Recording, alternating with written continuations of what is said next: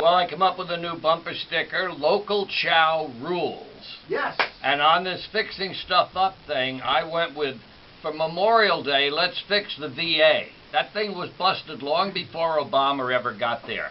And what can I say except I love to listen to my man Joe. When Joe gets angry, he says, Joe gets angry when he reflects. I call that wisdom. If you reflect and you don't get angry, then don't bother reflecting, man. That's what it's all about. And Joe also said, like, that Santa Monica guy, that spoiled brat, that kid, I just saw in the headline, he was bummed out because he wasn't getting no chickies, man. Now, this is absolutely absurd in this day and age, and he's driving a big old BMW and all of that.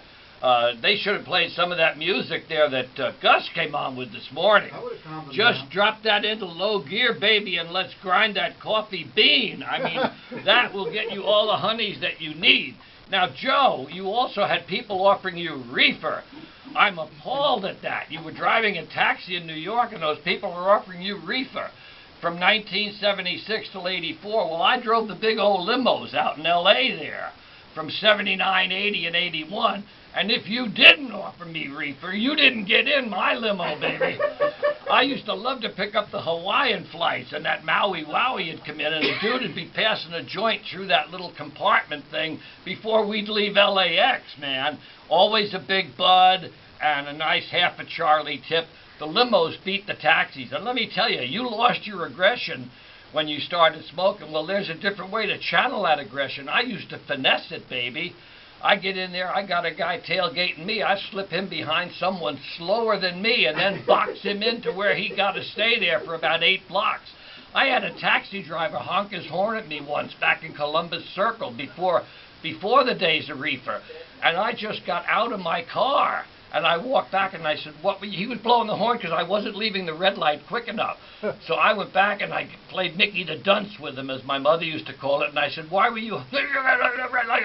I said, listen, bro, I'll be leaving when I'm ready and all. And then I left the light just before it changed red for him and let him sit there again.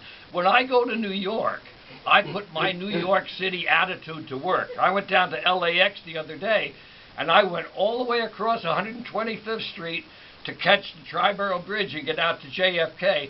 And I went through there. Half the time I was following cop cars and buses in the bus lane and stuff. That's the way they drive in New York, baby. Happy Memorial Day, Patrick Carlin. Thanks to Joe Raiola. Thank you, Owen, for pushing the right buttons. Yeah, you Rachel Moore from the St. Mountain Monastery. Maria Reidelbeck. Yeah. To Local Farms. Oh, yeah. And thanks to Gus Mancini for some great jazz, and Rachel Loshak for a beautiful song.